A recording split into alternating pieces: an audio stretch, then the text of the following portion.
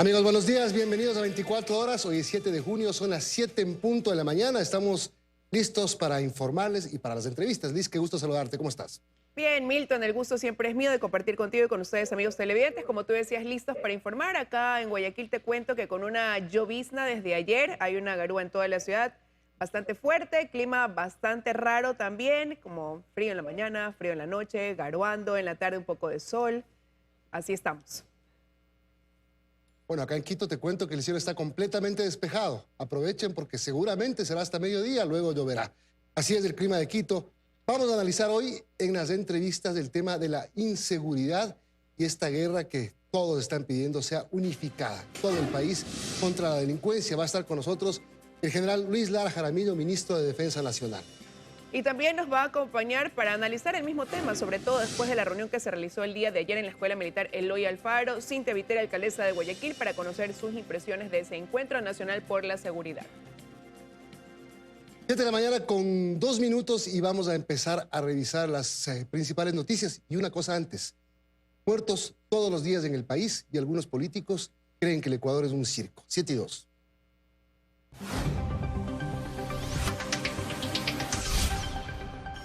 Bueno, y como lo mencionábamos, esas imágenes corresponden al Encuentro Nacional por la Seguridad que se realizó el día de ayer en la Escuela Militar Eloy Alfaro, respondiendo los alcaldes a una invitación que hizo el presidente Guillermo Lasso para juntos delinear una estrategia y sumar esfuerzos en esta lucha contra la delincuencia y el crimen organizado.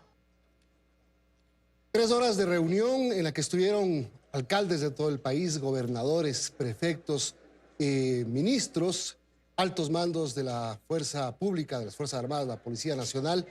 No se definió una hoja de ruta clara de lo que se va a hacer. Lo único que se pidió es esta mancomunidad para enfrentar al crimen organizado.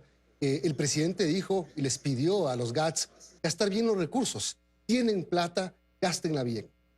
No, y les dijo también, ¿no?, que ellos tenían que ser partícipes porque son los que mejores conocen la realidad de cada una de sus ciudades. Sin embargo, también dentro de estas 3 horas de reunión, el presidente Lasso reconoció que la responsabilidad de la seguridad en el país es del gobierno del Estado. Veamos.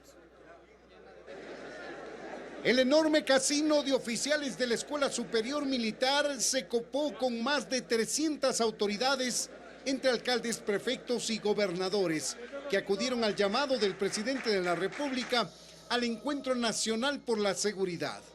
Esta guerra no podrá ser ganada únicamente desde la represión del delito, sino sobre todo desde la prevención y la coordinación.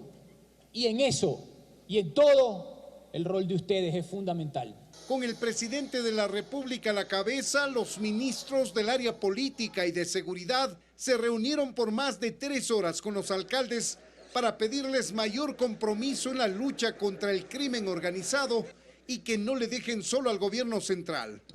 Y lo que queremos es un trabajo complementario y coordinado entre ecuatorianos para enfrentar al enemigo más grave que tenemos hoy, el narcotráfico. En materia de crear un comité de seguridad municipal donde coordine con la Policía Nacional, donde puedan coordinar también con los gobernadores, con el gobierno. El encuentro fue reservado a puertas cerradas, sin celulares. Se pasó revista a la normativa de los gobiernos autónomos descentralizados y el gobierno informó las acciones que se implementarán para combatir a la delincuencia, al narcotráfico y a las bandas organizadas que tienen en zozobra al país. El gobierno reconoció que el tema seguridad le compete a él. Y reconoció también que nuestra única función como alcaldías y prefecturas era coordinar con la Policía Nacional. Hablamos de que fuimos mucho más allá de eso, porque nosotros como ciudad damos recursos a la Policía Nacional y que los demás alcaldes y prefectos, incluyendo la ciudad a la que represento, se les debe las rentas y el IVA. Y todo pasa por la provisión de recursos. Para algunos municipios haberes atrasados y para otros un aporte adicional del gobierno para sumarse a la lucha contra la delincuencia, dicen. Pues hay que invertir en cámaras de videovigilancia, en dotación de infraestructura, construcción de UPCs o VCs. Vamos a tener que pedir los recursos. Que nos paguen lo que nos adeuda aún el gobierno nacional, se ha comprometido el presidente, y a lo mejor abrir una línea de crédito oportuna dentro del Banco de Desarrollo con un fondo no reembolsable. El presidente Lasso asegura que los municipios hoy por hoy tienen más liquidez que el propio gobierno central y pide una mejor inversión y destinar recursos para combatir a la inseguridad. Son 8.000 millones de reserva monetaria internacional. En segundo lugar, ese dinero, apenas 700 millones son del gobierno. 2.200, miren ustedes, el triple le pertenece a los alcaldes y prefectos. Y le he dicho, gasten, inviertan bien, prioricen el agua potable y el alcantarillado. Pero ustedes tienen más dinero que el gobierno. La reunión terminó sin compromisos ni nuevas fechas de reunión. En Quito, Freddy Paredes, 24 horas.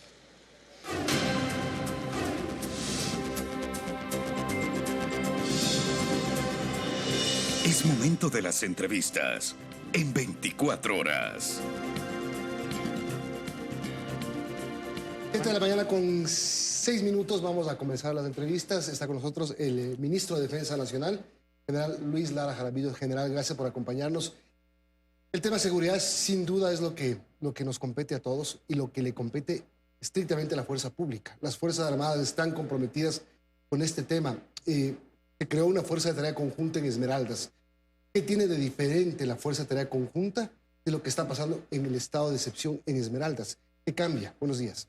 Buenos días, Milton. Buenos días, Liz. Buenos días a todos los televidentes. Gracias por la invitación, Milton. El presidente constitucional de la República del Ecuador ha declarado una guerra frontal contra el narcotráfico, contra la delincuencia organizada. Hay que entender que esta nueva amenaza está atentando contra la soberanía e integridad de los ecuatorianos, está alterando la paz y la seguridad de los ciudadanos. Una de las medidas que se ha tomado es la declaratoria de la Zona Especial de Seguridad a la provincia de Esmeraldas. Y esto conlleva con la creación de la Fuerza de Tarea Conjunta. La Zona Especial de Seguridad de Esmeraldas constituye una circunscripción geográfica en la cual se tomarán medidas especiales para garantizar la seguridad interna.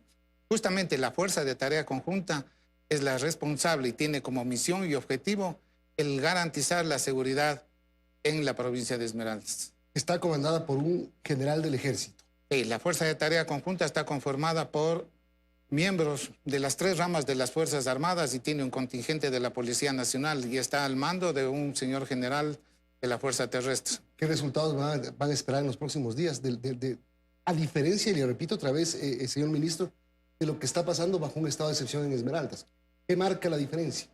Bueno, la diferencia está marcada por la conformación de la Fuerza de Tarea Conjunta, la cantidad de miembros y el efectivo que se está empleando en el orden de 2.000 hombres de Fuerzas Armadas. Tenemos dentro de la Fuerza de Tarea 450 miembros de Policía Nacional. Aparte de eso, la policía dispone de 2.000 miembros de la policía en toda la jurisdicción de Esmeraldas. O sea, son 4.500 efectivos. En el orden de 4.000 hombres están trabajando en la provincia de Esmeraldas, pero como parte de la Fuerza de Tarea Conjunta son los 2.000 miembros de Fuerzas Armadas y 450 miembros de la Policía Nacional. Ministro, buenos días. ¿Pero es suficiente ese número de hombres, ese incremento dispuesto en esta Fuerza de Tarea Conjunta, considerando que se ha dicho que el 50% de la droga que llega al país se estima pasa por Esmeraldas, que ahí estamos hablando de presencias de bandas locales, de fuerzas irregulares de Colombia que están operando, incluso se ha dicho hasta de carteles mexicanos? Efectivamente, Liz, Esmeraldas es una provincia muy sensible y toda vez que está influenciada por los grupos ilegales armados de Colombia. Y esa influencia que tienen estos grupos ilegales hace que pongamos de atención a la provincia de Esmeraldas y se están intensificando todos los patrullajes aéreos, terrestres y navales en la provincia de Esmeraldas. Pero y es que ahí siempre se ha recalcado y se ha reconocido que una debilidad es precisamente la zona de frontera, la zona de la frontera norte por donde entra la droga. Se ha dicho que la extensión de esa frontera es muy superior al número de elementos que quizás tienen las Fuerzas Armadas para poder resguardar o montar sus operativos de control. Y cosa similar podría pasar también con la frontera sur por donde ingresan las armas. Efectivamente, Liz, la frontera es muy permeable. La provincia de Esmeraldas y toda la frontera norte es permeable. Pero aquí hay una gran diferencia. El momento en que el narcotráfico, la delincuencia organizada fue declarada como una amenaza prácticamente al Estado y a la soberanía territorial. Inteligencia de Fuerzas Armadas ya tiene un nuevo blanco, un nuevo objetivo, y se están intensificando las operaciones de inteligencia para esta lucha.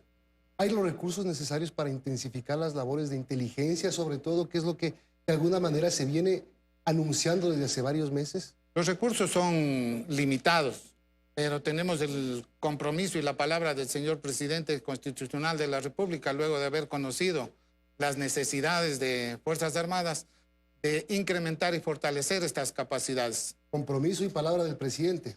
Afirmativo. ¿Ya tienen la plata? No, aún no. En los próximos días está previsto que viaje una comisión a Israel para ver ahí todo el equipo que se requiere para fortalecer las capacidades. Ahora, ministro, y esto hablando del tema del crimen organizado, del narcotráfico, pero lo cierto es que el país afronta una ola delictiva de inseguridad bastante grande, un problema bastante grande en ese sentido. Y desde ahí hay voces que dicen que se debería replantear incluso el rol de las Fuerzas Armadas. Por ejemplo, solamente están presentes quizás cuando hay un estado de excepción. ¿Qué pasa cuando no hay estado de excepción, no? ¿Hasta dónde llega esa participación que puede tener las Fuerzas Armadas en esa lucha contra esa delincuencia, dejando de lado lo que tiene que ver con narcotráfico? ¿Cómo toma usted esas voces que hablan de replantear ese rol? Bueno, recordemos que el artículo 158 de la Constitución de la República del Ecuador establece la misión fundamental de Fuerzas Armadas, que es la defensa de la soberanía e integridad territorial.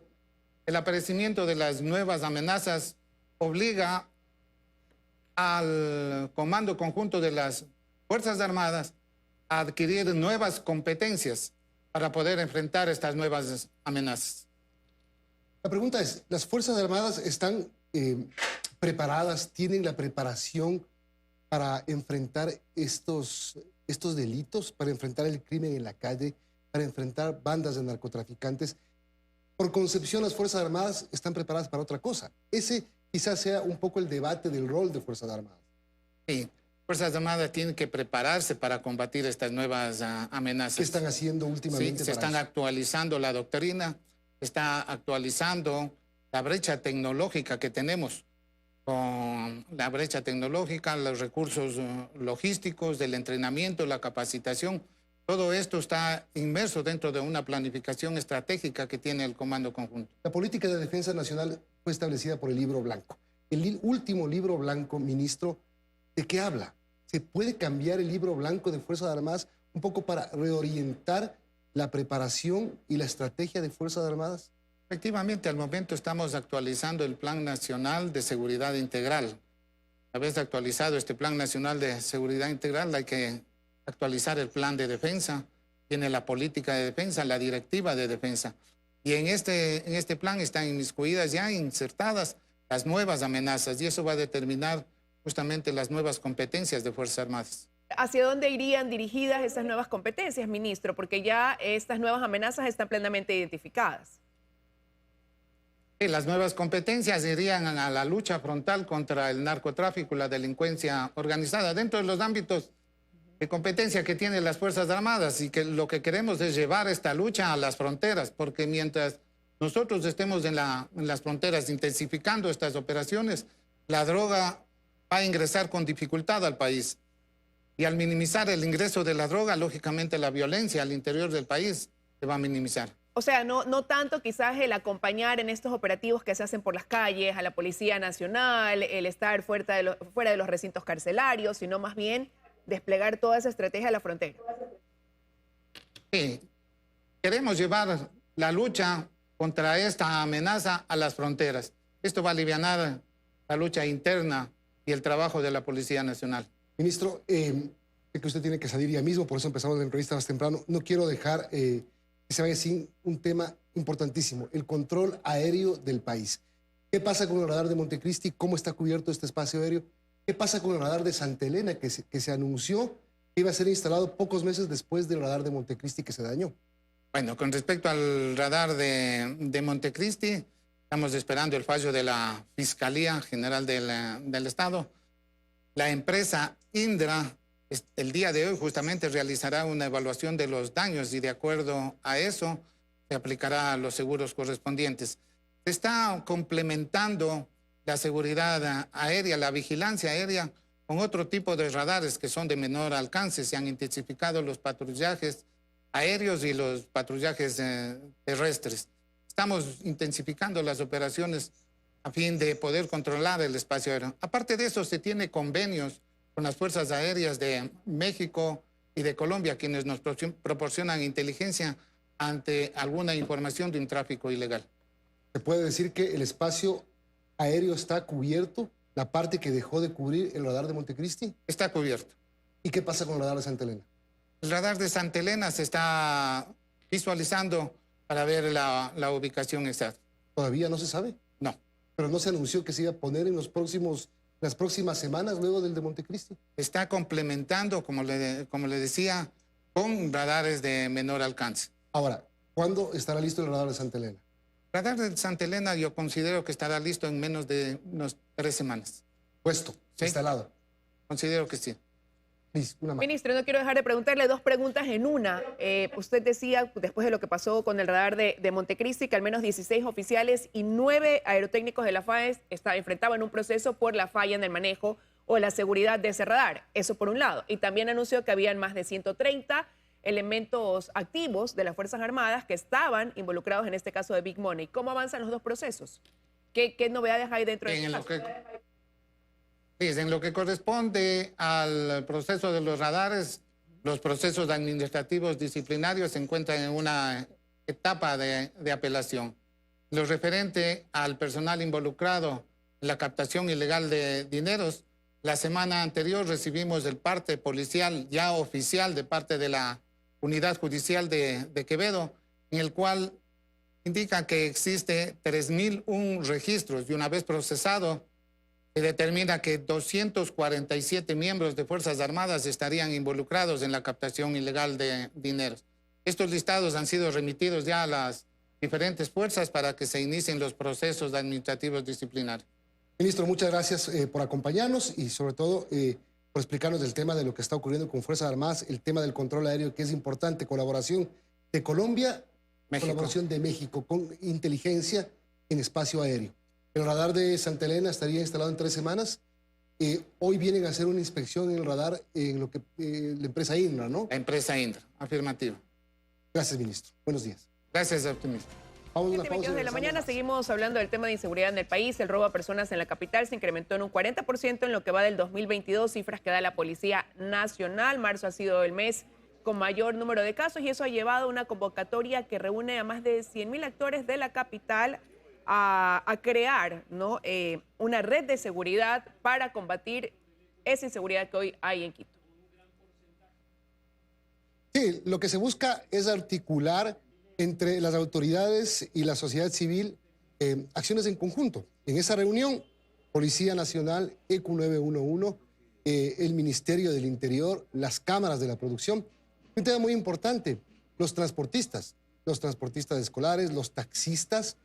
La idea es crear esta red, como tú dices, Liz, para que la gente trabaje en conjunto. Este es un tema de país, es un tema de ciudadanía también.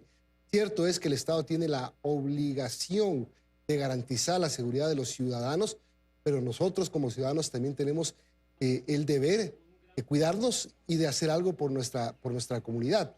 Lo que dice la policía de Quito es que en este momento en la capital no hay una guerra de bandas, no ocurre lo mismo que está ocurriendo en las 3 provincias donde se ha decretado el estado de excepción.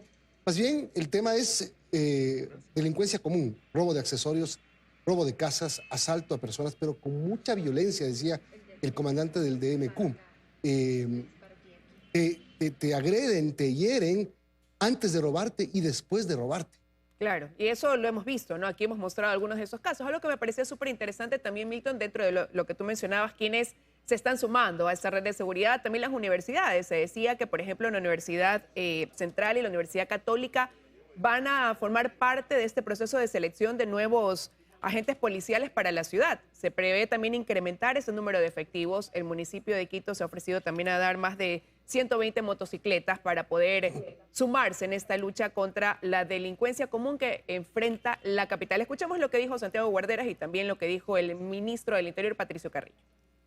Esta iniciativa congrega a varios sectores que son muy importantes, dado que la seguridad es un tema de todos los quiteños y quiteñas. Estas 20 unidades de policía comunitaria ya fueron y están rehabilitadas.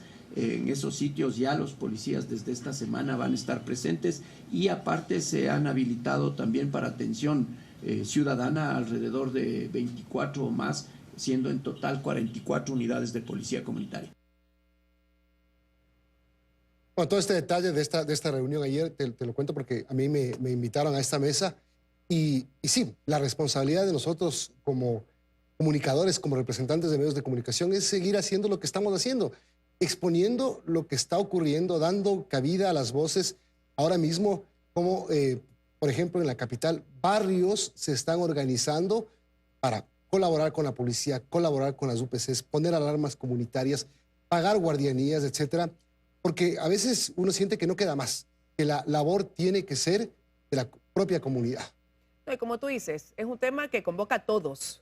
Puede ser responsabilidad de uno, pero donde, dada la situación, más que nunca, pues deberíamos sumar todos, ¿no? Y un problema que se siente con mayor fuerza en algunos puntos del país, como es el caso de Guayaquil, donde bajo la modalidad de sicariato, al menos 9 personas fueron asesinadas solo el fin de semana, Milton. Sí, ya superan las 600 muertes en la zona 8 que comprende a los cantones de Durán, de San Borondón y de Guayaquil en lo que va del año. La cifra es increíblemente alta. Sí, se prevé que este año 2022 se llegue incluso a duplicar lo que sucedió en el 2021 y recordemos que todo esto se da, estos hechos de violencia en medio de un estado de excepción que todavía está vigente.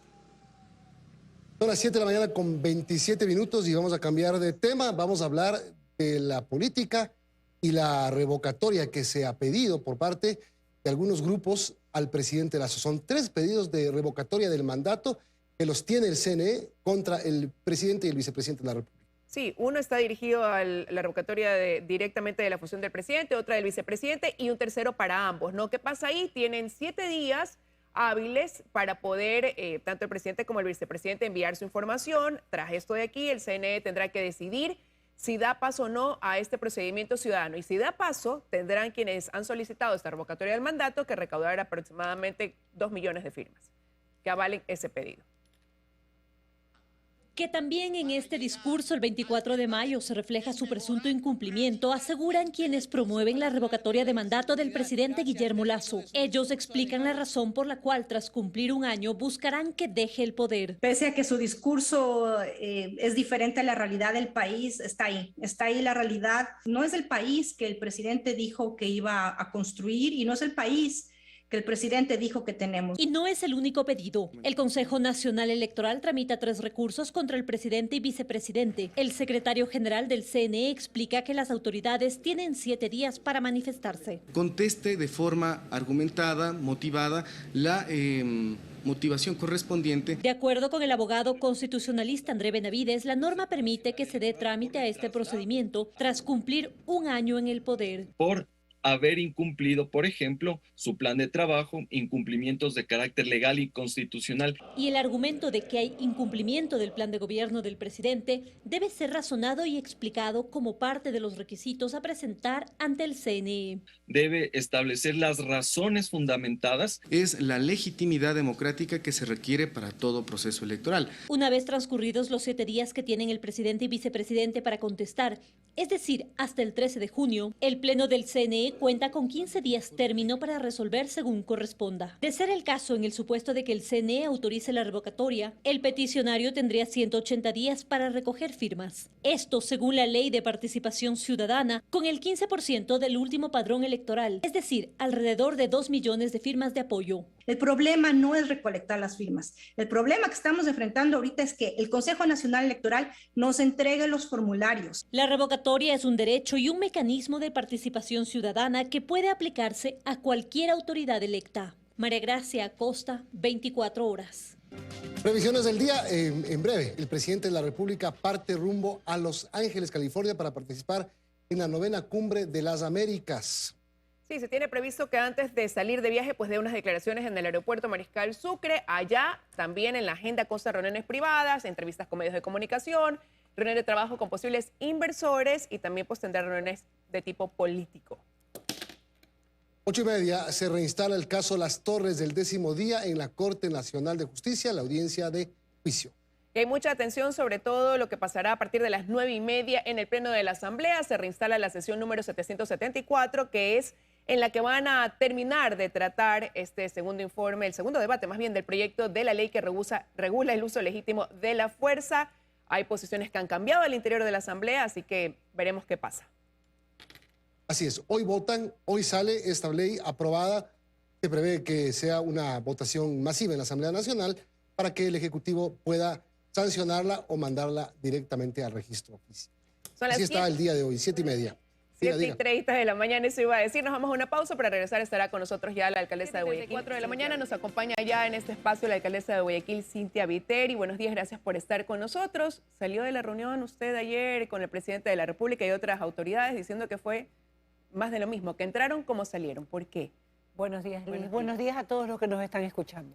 Porque cuando entramos esperamos que nos dijeran, primero, para qué fuimos citados, y segundo, qué nos iban a pedir, y tercero, cuánto nos iban a dar para cumplir con esas responsabilidades. Ninguna de las tres preguntas fueron respondidas. Sencillamente escuchamos a las autoridades correspondientes del gobierno central decir cuáles eran las acciones que habían tomado en materia de incautación de drogas a nivel nacional, y luego el presidente de la República, quien dijo y admitió públicamente que la responsabilidad en materia de seguridad era de él, y que para eso, para combatir el crimen, iba a comprar carros blindados, aviones, helicópteros, etcétera. Ese fue el resumen de la reunión. Nos dejaron hablar a unos 3, 4 alcaldes, al presidente del AME y al del CONCOPE también, y cada uno dijo lo que tenía que decir en su cantón. Principal punto, ¿con qué recursos hacemos prevención? Dejar las cosas claras, porque el alcalde de Quito también las dejó claras. Una cosa es el artículo 261 de la Constitución que le dice, señor presidente, la responsabilidad de seguridad es exclusiva suya.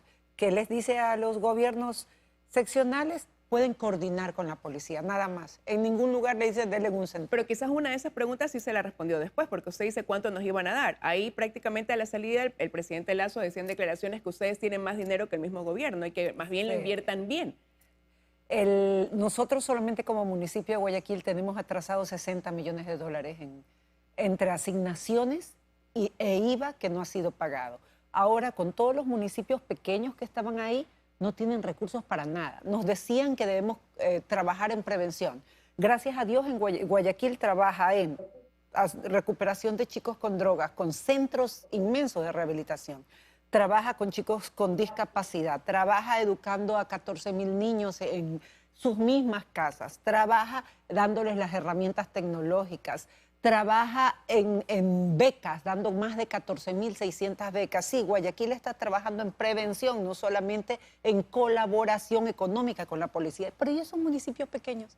¿Con qué plata, Liz? Si ni siquiera les pagan sus rentas, ni siquiera los ponen al día en el IVA. Cuando me senté, varios compañeros míos, en vez de irse al frente donde está el presidente a pedir lo que necesitaba, vinieron donde estaba yo a pedir desde bombas para poder combatir incendios. Son compañeros alcaldes nuestros que no pueden combatir un incendio en su mismo cantón. La presidencia era allá, mi puesto era acá, y en todo lo que yo pueda ayudar a los alcaldes de cantones más pequeños lo voy a hacer, porque están desesperados, no les pueden pedir más si ni siquiera les dan a cada alcalde lo que les corresponde para atender a sus poblaciones. Milton. Alcaldesa, buenos días.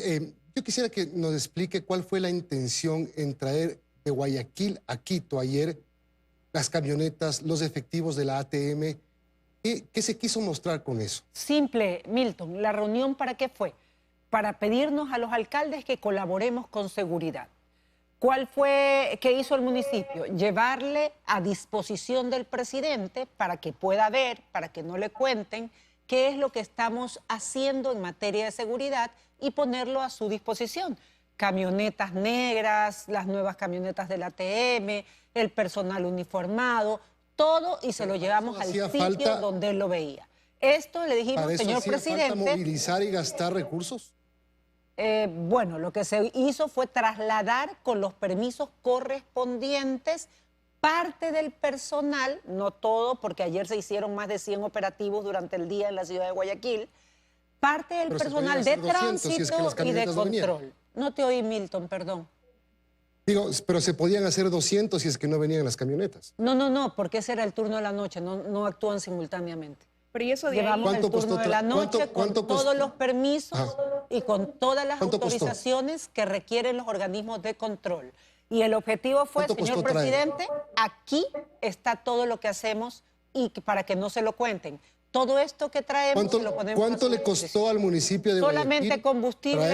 Solamente combustible y solamente la alimentación, nada más. No costó nada más. Una más sobre este tema, pero permítame, porque termina siendo un nuevo capítulo de enfrentamiento y show político. Porque el gobernador le pone una carta, no sé si la podemos ver, en la que habla de lo que pasó ayer. Termina siendo ayer Robocop, hoy Top Gun. A él le gustan las películas de Netflix. ¿No le parece? Pero ¿no le parece que el país no está para eso, alcaldesa? Yo respeto mucho. Gente muere en la calle Gente muere en la calle todos los días y los políticos hasta poniéndose apodos. Milton, yo respeto mucho al gobernador y no le voy a poner ningún apodo al gobernador. El gobernador es el señor Pablo Arosemena, que ojalá y pueda cumplir a cabalidad sus funciones. Le deseo lo mejor, porque si a él le va bien a Guayaquil y a la provincia del Guayas. Pero los apodos que él ponga, los memes que me haga, las acusaciones, los troles que contrate, yo ya ya tengo bastantes años en política y sé que cuando uno se sube al ring va a recibir golpes también. Los recibo, no se los voy a contestar. Pero lo que le dice, alcaldesa, es menos show, más unión. Incluso en esa carta él resalta que desde el municipio no participan quizás en las reuniones que ellos convocan y que dónde está entonces esa predisposición a sumar esfuerzos. Ahí hay un tuit donde él ponía ayer, ¿no? Buen día para estar unidos, mal día para hacer un show más. Repito, lo que llevamos ayer fue para ponerlo a disposición del presidente de la República. Señor presidente, usted quiere que colaboremos, todo esto le pone Guayaquil. Hasta ahí un punto. Segundo punto, participamos en todas las reuniones que el gobernador cita, más de 40. El gobernador quiere verme a mí, yo tengo un equipo de seguridad comandado por la Corporación de Seguridad Ciudadana. Cuando él quiera tener una reunión personalmente conmigo, encantado. Repito, yo a él lo respeto, considero su trabajo, lamento que no le vaya bien en el control de la delincuencia, deseo que le vaya lo mejor posible y va a seguir contando con todo nuestro apoyo y contingente económico, desde dónde duermen sus agentes, qué comen, con qué combustible salen, en qué carros y cómo hacer sus operativos. Pero esta pugna constante entre la alcaldesa y el gobernador no debilita quizás esa lucha contra la inseguridad, alcaldesa. Ese es el problema, que el que está en pugna conmigo es él. Yo a él lo apoyo, lo seguiré apoyando, lo respeto y le deseo que le vaya muy bien. Milton.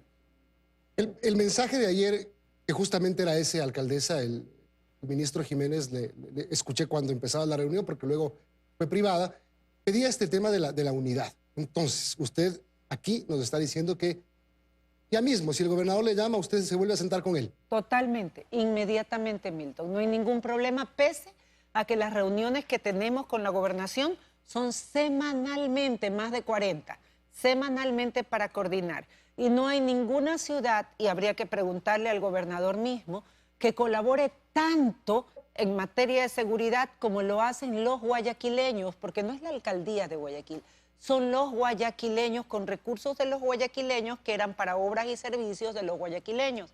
No hay una sola ciudad que haga más por ellos que lo que hace Guayaquil. Y ahora iniciamos un nuevo programa, el programa denominado Pumas. ¿Y por qué? Porque soy madre.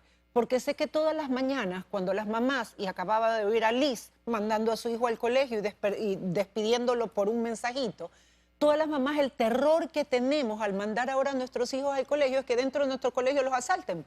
Ya lo están haciendo, para quitarles celulares y computadoras. ¿Qué estamos haciendo ahora con el Grupo Puma? Sin recursos del gobierno, apoyando a la Policía Nacional, poniendo a policías agentes del municipio de Guayaquil con canes, que es un grupo de canes llamado Esparta Élite, rescatados, entrenados de la calle, entrenados a cuidar las entradas y salidas de las escuelas y colegios para que las mamás estén tranquilas. Pero adicionalmente 300 entre vehículos, motos y agentes del ATM para poder cuidar 300 planteles educativos más en entradas y salidas. Y este plan Puma también contempla cuidar negocios, zonas turísticas y centros comerciales. Si eso, Milton, tú lo has oído, y dime la verdad, ¿lo has oído que lo haga algún otro cantón, alguna otra provincia, alguna otra alcaldía en el país? Ninguna. Y si eso encima es malagradecido o repudiado, o soy objeto de amenazas, de insultos, de burlas, de memes, yo estoy acostumbrada a eso, estoy subida en un ring, aguanto los golpes. Yo estoy enfocada en que debo proteger dentro de mis facultades a las madres, a sus hijos y a la gente vulnerable en esta ciudad. ¿Por qué cree que a usted le golpean, le hacen memes, le atacan? ¿Por qué? Porque los veo todos los días. Me causan risa algunos, algunos sí son divertidos. Otros, ayer, por ejemplo, que decía que no iba a entrar a tomar un cafecito, me tuve que tomar 2, porque la reunión fue bastante larga, así es que me tomé 2 cafecitos. Los memes y los ataques son parte de los que no tienen... Mira, siempre que alguien te critica, Milton, y eso para ti, para todos los que nos escuchan, es quien hace menos o no está haciendo nada, si no, no te criticaran. El problema no es que critiquen mis ideas, está bien, critiquen mis ideas, yo soy un ser humano y me puedo equivocar. El problema es que ellos no tengan ideas. Y eso sí es un problema no para ellos, sino para la ciudadanía. En el combate de la delincuencia común, robo, crimen, asalto y violaciones, se están dando todos los días, inclusive en las zonas del estado de excepción. Un crimen cada 6 horas. Nosotros como municipio, Guayaquil, está poniendo cerca de $800,000 al mes solo por el estado de excepción. Si hay algo más que podemos hacer para que al gobierno le vaya bien en materia de seguridad, que nos los digan. Pero hemos puesto todo lo que está a nuestro alcance. Todo. Eso le quería preguntar. ¿Qué cree que falte? Porque usted pone lo suyo, usted muestra lo suyo. El gobierno dice que quiere hacer, el gobierno dice que tiene intenciones. ¿Qué es lo que está faltando entonces para que haya un mejor control de la inseguridad? ¿O realmente las bandas de crimen organizado superan al poder del Estado? Mira, tú has dicho 2 palabras fundamentales. Intención, quiere hacer. Yo solamente pienso en uno, resultados. Yo al equipo que trabaja sin armas, y ayer se lo reclamé al gobierno central, le dije, nosotros hemos dado todo esto, más de $27 millones que hubiera podido servir a los guayaquileños en obras y servicios. ¿Qué le pedimos? Una sola cosa. Denos armas no letales para poder seguir capturando delincuentes, que ahora los capturamos con fuerza de voluntad y fuerza física. Prácticamente jugamos al vale con los delincuentes. Todos los días mostramos, sí, nosotros el rostro del delincuente atrapado, y vamos a poner carteles en la ciudad de Guayaquil para que la gente vea el rostro de ese delincuente, y vamos a poner capturado, y abajo vamos a poner el nombre del fiscal que tiene a cargo ese caso, para que la gente pueda saber a quién reclamarle si ese delincuente luego lo ve rondar por la bahía, centros comerciales o en los buses escolares. Que ya se metan a tu colegio, que violen a niñas dentro de los buses escolares, que puedan entrar a un centro comercial y asalten a todo el mundo, que hieran a guardias de seguridad y que maten a militares dentro de los buses. Es algo que ya no está en la conciencia de un país civilizado. Pero a veces no es tema solo del fiscal, sino ya del proceso más adelante. El tema del juez, por ejemplo. Es fiscal y juez, es leyes también.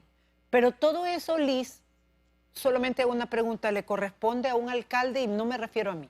Le corresponde al alcalde, no sé, de Quito. Oye, eso está en manos de la función judicial, pero eso es lo que usted dice va a hacer, pero también no vale revisar aquellas cosas que se hacen y que a lo mejor no dan el resultado esperado, y con esto termino, como por ejemplo esta ordenanza que regula 2 personas en moto de 7 de la noche a 5 de la mañana, donde no se ve a nadie controlando, por ejemplo, que se cumpla esa ordenanza. Sí, Liz, ahí vamos a 2 puntos fundamentales, que los oí en el canal del gobierno, y son puntuales.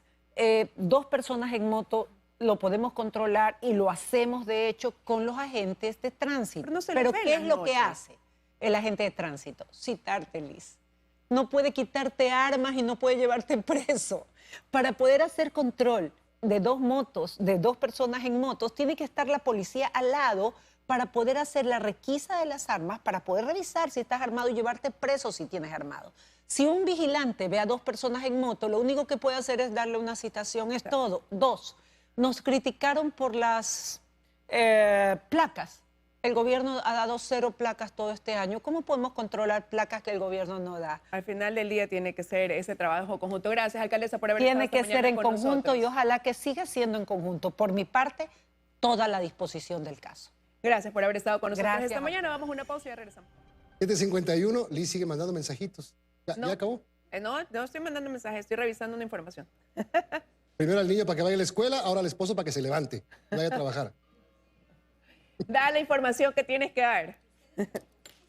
Vamos con la noticia y recuerden que hoy está convocado la continuación del Pleno de la Asamblea Nacional para votar ya por la ley de uso legítimo de la fuerza, pero ya empiezan a aparecer condicionamientos por parte de algunos bloques políticos. Sí, estos grupos políticos son básicamente Pachacutic y los disidentes de la izquierda democrática. Ellos dicen que les preocupa que esto de aquí también se aplique, por ejemplo, en caso de las protestas sociales, que son dos cosas totalmente diferentes, es lo que han dicho. Entonces, ya sujeto a eso, están condicionando la aprobación o no de este proyecto de ley del uso legítimo de la fuerza. Sí, legítimo. Escuchemos lo que dijeron ayer.